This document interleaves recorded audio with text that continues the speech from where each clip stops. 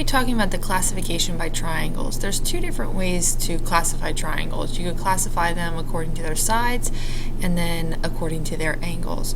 I know we haven't really studied polygons yet, but triangles and the types of triangles is something that you should already know.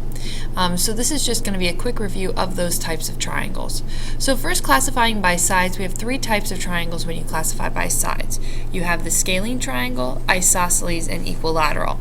So the scalene triangle is a triangle where no sides are congruent. Okay, so it has no sides that are congruent at all. And later in chapter 5, we are going to learn about the triangle inequality theorem, which then also helps us relate to those angles as well. But for now, we're just classifying by sides. The next type of triangle we're talking about is the isosceles triangle. An isosceles triangle is defined as a triangle that has at least two sides congruent. Okay, at least two sides congruent.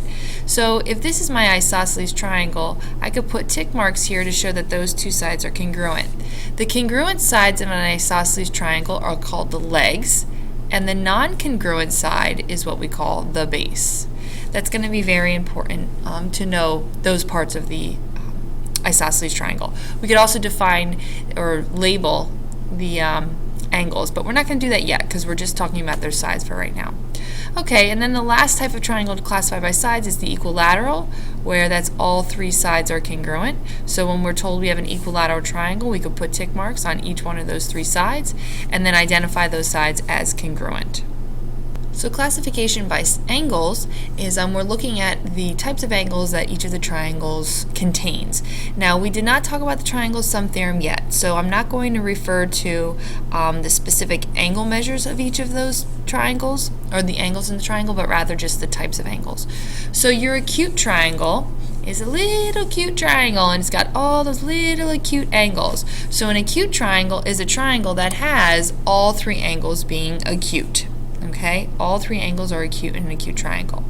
Next, the obtuse triangle, and as we'll talk about later on because of the triangle sum theorem, it is a triangle that has one obtuse angle.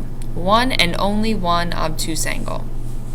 The right triangle has one right angle. The other two angles are acute. We could identify or label the parts of the right triangle. The side that is opposite the right angle is what we call the hypotenuse. And then the other two sides are each legs. Okay, they do not need to be congruent as in the isosceles, okay, but you can have an isosceles right triangle, but those legs of the right triangle do not need to be congruent, okay? And then the last triangle type by angles would be the equiangular triangle, where all three angles are congruent. It just so happens that all three angles are also acute, and when we learn the triangle sum theorem, we will see their exact measures. But when we're classifying triangles by angles, so if you have an equiangular triangle, you also are going to have an acute triangle. Those overlap, and we'll be discussing that a little bit later on. So just so you know that the basics of the types of triangles, how to classify them, and their properties.